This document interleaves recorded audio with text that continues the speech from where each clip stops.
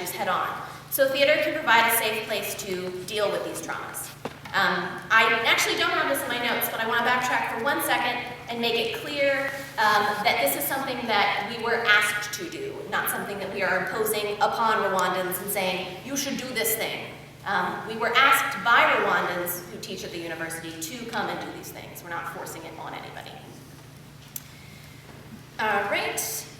So what we did, over the course of my time in Rwanda, I taught workshops and applied theater techniques for hundreds of students. Some of these classes and workshops involved learning about applied theater techniques, while others involved helping the students to create and run their own workshops that can be used in classrooms and communities. So, we helped them create these workshops and then they ran them. It was very exciting to see them do that. At the end of our final week there, we helped the students devise 2 original plays to present to their wider community. These plays were about 50% English, 50% Kinyarwanda, because we wanted to have some of the native language in there as well, because not everybody is an English speaker, so we wanted to make sure everyone attending was able to understand what was going on. And both included multiple musical numbers and dancing. The turnout for the performances was actually incredible. Students from KIE and other nearby schools came, as did people from a local church. The deans of KIE joined us, as did reporters from several Rwandan news sources. Perhaps most surprisingly, representatives from the U.S. Embassy came to see the work our students were performing. For some context here, imagine if a local college around here posted a few 8x10 black and white signs. We're talking signs this big, not much more exciting than this wall of text that I've got on here. Around town, advertising a play that they had created in only 1 day, and were going to perform the following afternoon, one that included no sets, no costumes, no sound design, no stage lighting, nothing like that. And hundreds upon hundreds of people showed up. So it was kind of surprising. It was extremely exciting to see all of the hard work we did together getting recognized by this community. And it was especially amazing for our students, because they finally got a chance to show others what their work was about. Because like I said, many Rwandans aren't familiar with theater and have never seen any. So it's sometimes difficult for our students to tell people what it is that they're doing. So it was very exciting for them to have people come and see it. I want to take a moment now to talk about my students. If I could get the next slide, please.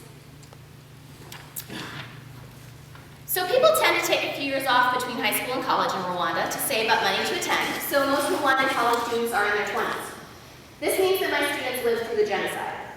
Some of them have fathers that are in prison because they were genocide heirs. Others are orphans because their parents were killed. Throughout my time there, some of them pulled me aside and told me their genocide stories. So let me tell you, these are not young people who have had easy lives. Many of them witnessed rape and murder at an age when you and I were watching Sesame Street and making macaroni art. Despite this, they are passionate and loving. The day we met, I was greeted with hugs as if we were old friends and had known each other for our entire lives. They often burst into song or spontaneous dance when given free time from their studies, and were incredibly excited to teach us both of these things. So, we tried our hand at Rwandan singing and dancing. I can't say I'm very good at it, but I tried. More than anything, they were passionate about their learning. So now I need you guys to do something for me again. I need everybody to open their backpacks and take a peek inside. Do it. Do you have I want you to get a quick idea of how many things are in there that you could use to take notes if you had to. So do you have a tablet or a laptop? How many notebooks do you have? What about worksheets, handouts? You could probably take notes on those, on the backs and the margins. About how many do you have? Probably a lot. Maybe too many to quickly count, which is what I'm getting from the fact that you're still moving. All right, so basically, we can agree that we have stuff. My guess is if y'all had to take notes right now, that wouldn't be a problem. On the off chance that you don't have something with you, maybe you put your backpack in your locker, it wouldn't be a problem to borrow a piece of paper or a pencil from the person next to you, because most of these people in this room have some to spare. When I was in Rwanda, my students were constantly asking us if there were any handouts, and it took us a few days. But we finally figured out why. They wanted handouts because they didn't have enough money to buy notebooks for class, so none of them had anything they could take notes on. The first day we brought in handouts, the students applauded. They applauded handouts. Think about that for a second. How many handouts do you get a day? Imagine if you applauded for all of them. Possibly I'm inspiring you to applaud for your next handout and waste some class time, which would be exciting. Probably don't do that. So the first day we brought out handouts, like I said, they applauded. When we passed them around, only had to share. The look on their faces when we told them there were enough handouts for everyone is something I have never seen before. I have never seen anyone that excited to learn, that enthused about getting an educational handout with bullet points.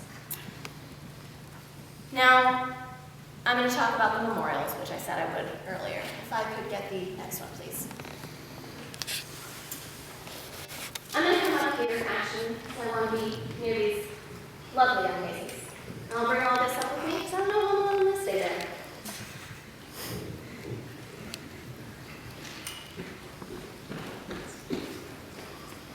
All right, so I mentioned earlier that these memorials are everywhere. And as a visitor to the country, the Rwandans expect you to visit these memorials in every town, in every city, in every village you go to. That is the first thing they want you to do.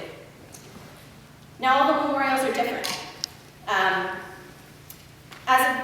One we visited was like the Holocaust Museum in Washington, D.C., which some of you may have gone to, and some of you hopefully will someday, because it's very interesting. Full of artifacts, informational movie clips, full of tales from survivors. Most of the memorials are much grimmer than this. The most hard-hitting memorials for me were those that were in churches. During the genocide, many people fled to churches because they thought they'd be safe. In some cases, the pastors of these churches were the ones who notified the militia that people were hiding there. In the church at Nyamara, the genocide felt very present. When you enter the sanctuary, you can see the ceiling is full of bullet holes, like stars in the night sky. The pews are piled high with clothes of 10,000 people who died there in a church that can only comfortably seat 200 or 300. There's a wall at the back of the church still covered in blood, where babies were smashed to death on the wall. Below the church in an underground chamber are the bones of 40,000 genocide victims. When you're faced with 40,000 skulls, some of them children staring at you in the dark, you wonder not only how someone could do this, but how anyone could keep living their lives afterward.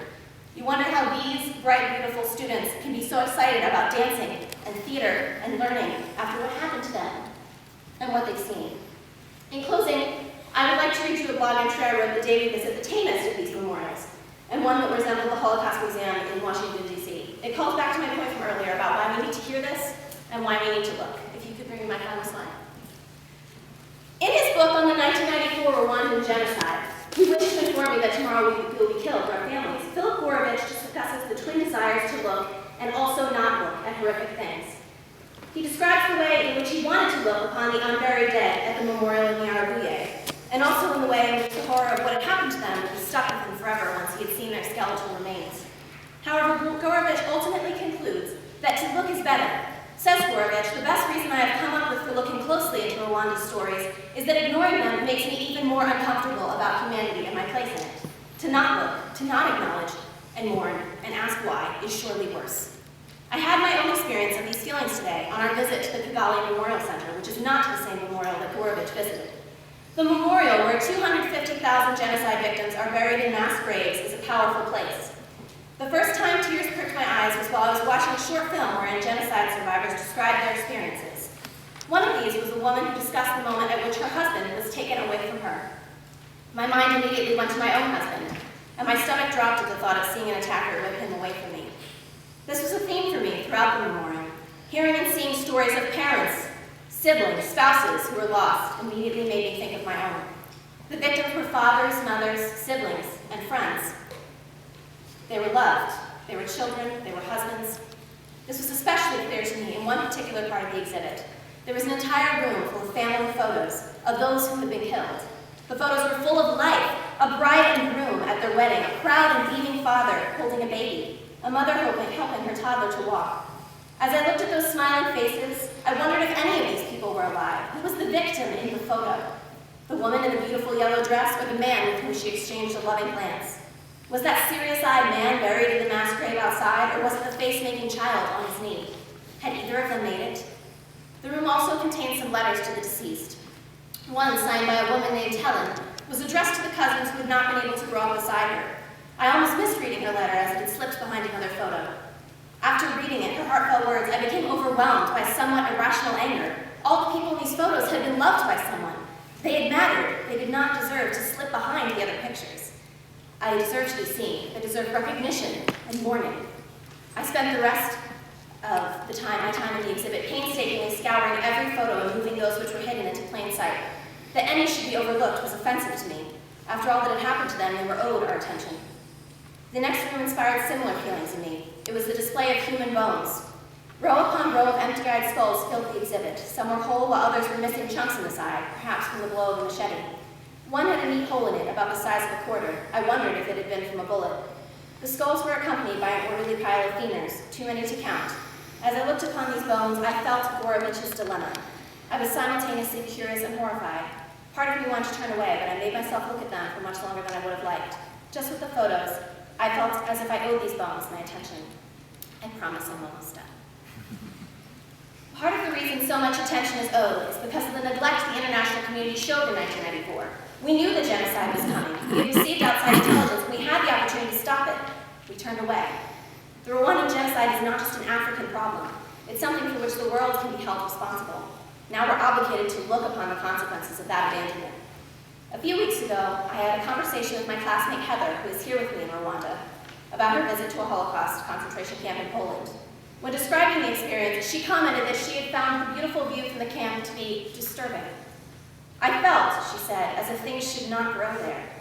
The concept that there could be anything beautiful in a place where so many had been slaughtered was baffling to her. As I exited the museum and entered the beautiful memorial gardens, I understood what she had meant. Surely, nothing so beautiful could also be a mass grave. However, I realized that this was the point of the memorial. Not only do we owe the dead our mourning and remembrance, but we also owe them something much greater. We owe them beauty. We owe them to rebuild, as the Rwandan people have done. We owe them a brighter future, one wherein such atrocities are things of the past. We owe it to them to look.